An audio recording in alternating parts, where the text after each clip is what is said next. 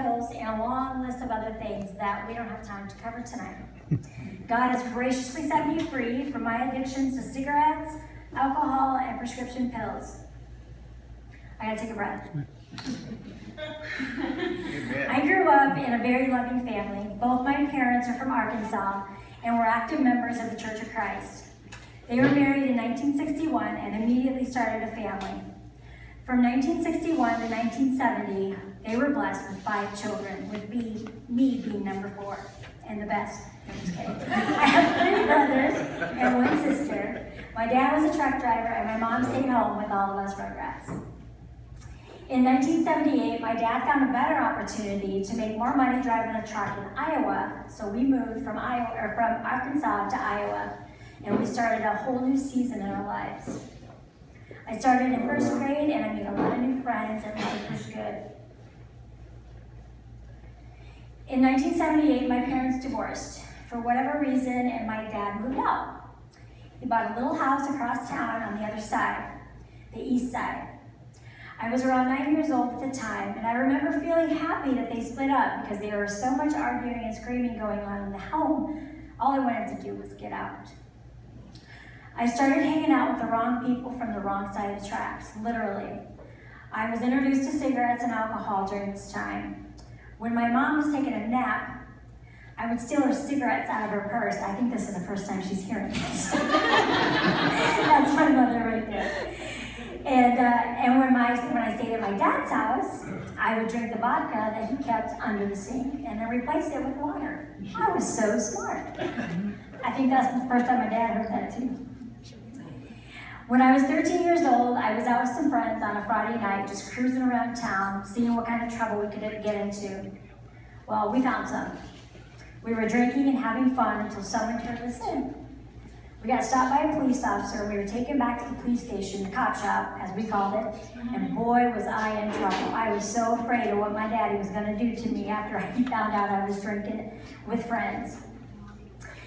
So, I wasn't only in trouble with my parents, but I was in trouble by the law. That scared me.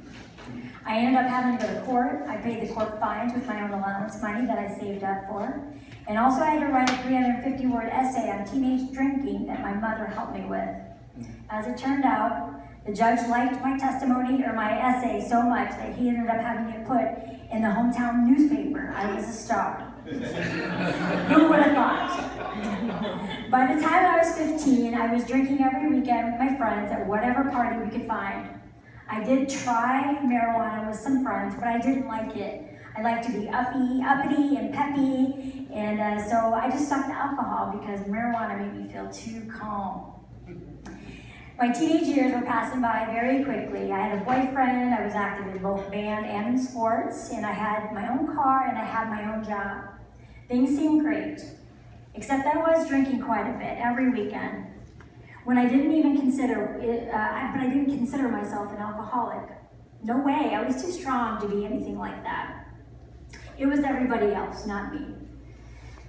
At my mother's persuasion, I decided to join the Marines after high school.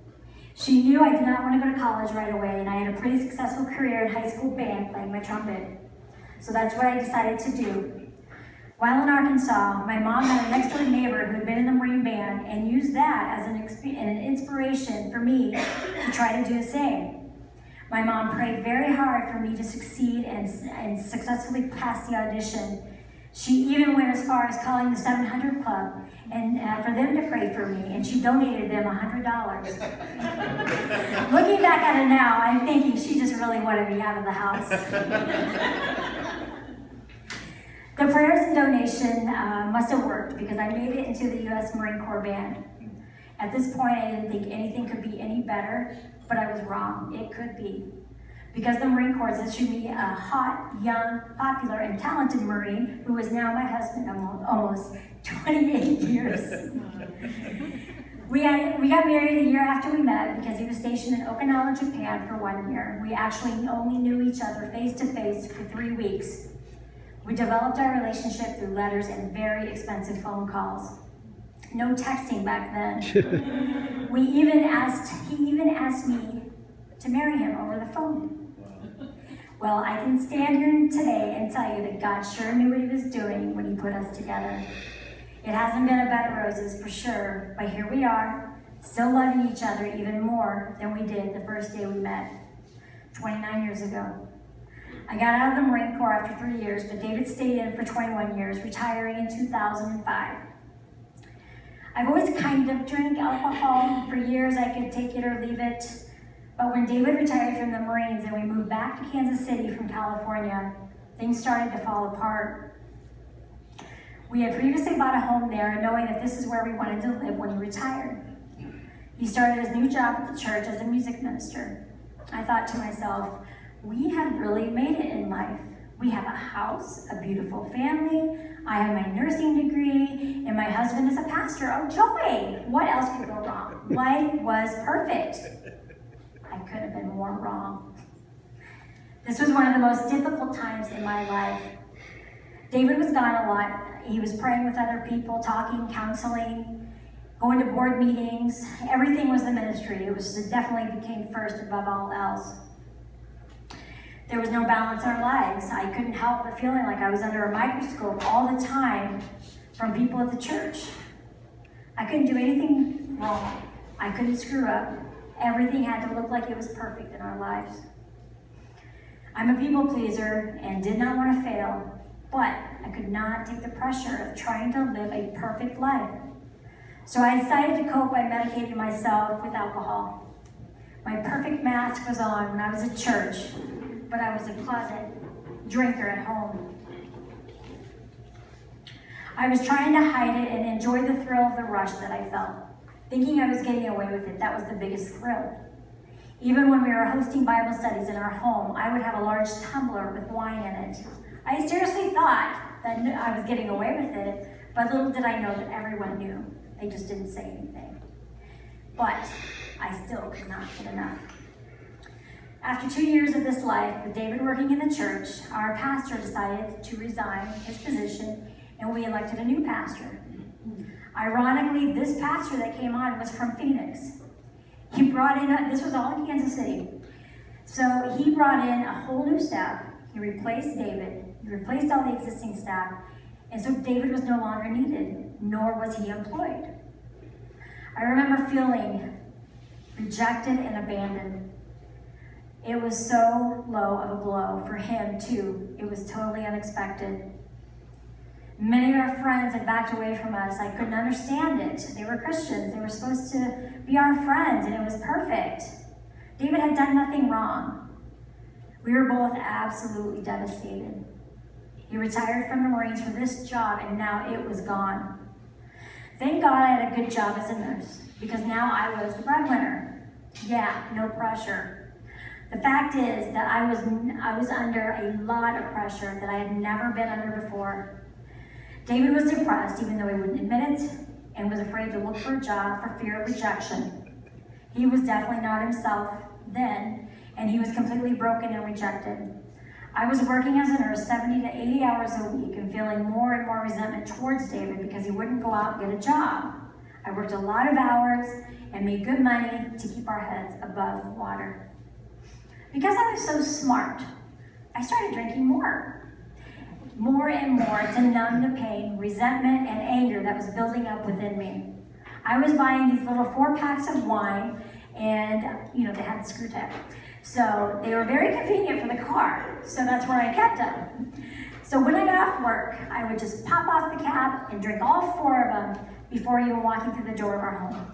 I just didn't want to face anyone or anything when I got home. I had given up hope on David ever finding a job. He was also not doing much around the house. Dishes, laundry, messes. I had to do it all. None of it was done. I just held my anger in. It wasn't easy, but I did it. David was so depressed about being let go from the church and his decision to retire from the Marine Corps for that job, he basically was like a bump on a log. After about a year of this, David still didn't have a job, and I was a full-on heavy drinker. I just could not take it. We ended up losing our home to foreclosure. We were forced to move. I couldn't handle being the breadwinner. I just gave up.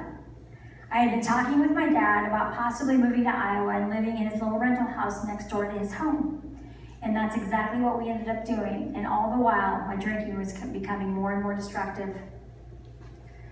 Moving to my hometown where I grew up set off lots of triggers in my brain. I had many memories of partying and drinking with my friends, and I started going out to the local bar of town. I knew everybody there. It was a small town. It was fun and exciting, and I thought I was getting away with something awesome, but it was way out of control. I was going to the bar every night. I lied to David about it, but he knew, of course. One night, he got a call from someone at the bar I was in, telling him that he needed to get up here right away because I was in a fight with another girl. She called me a bad name, so I punched her in the face and had her in a chokehold when David walked through the door. Needless to say, he was livid and very embarrassed. I looked at him and said, "What?" As if that was no big deal. Well, I ended up getting barred from that bar, and the whole town knew it, of course. That didn't stop me. My little brother Billy and his wife had their third baby and asked me to come out to Phoenix for a little while to help them out. During this time, I was at the lowest point of my life. I flew out here from Iowa. I was drinking heavily daily.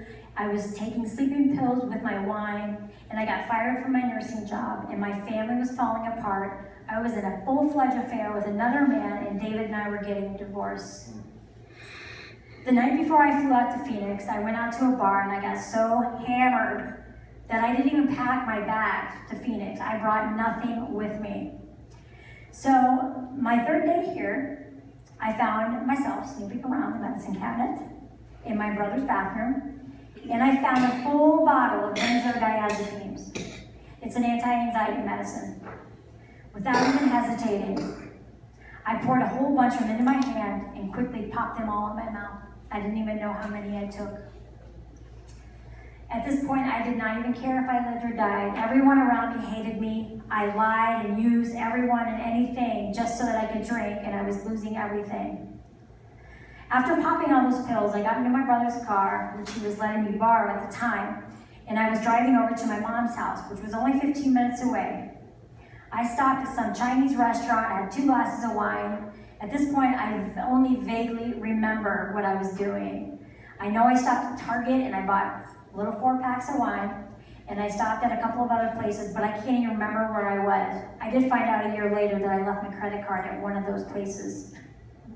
I just kept driving around. I had no idea why or even where I was going, but I do remember smashing into a tree and the airbag going off in my face. The ambulance came and took me to the hospital emergency room for evaluation. Somehow or another, I didn't get hurt, thank God.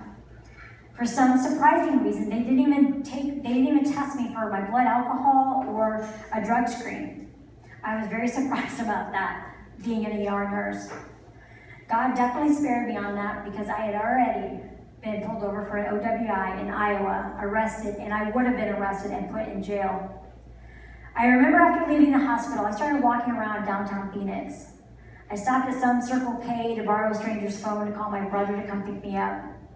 Surprisingly, he did, and he took me to my mother's house. I went straight to bed without a care in the world. I was as high as a kite. The next day, my brother got me out of bed and told me to look out in the driveway. So I got up and I looked, and there was a car that I had wrecked. It looked like it had been wrapped around a tree. It was totaled. I was like, oh well. He looked at me at my hungover, my tired eyes and said, go pack your crap, you're going to rehab. I was like, what? Are you kidding me? Do you seriously think I have a problem? I don't have a problem. Everybody else has problems, not me. I'm smarter than that.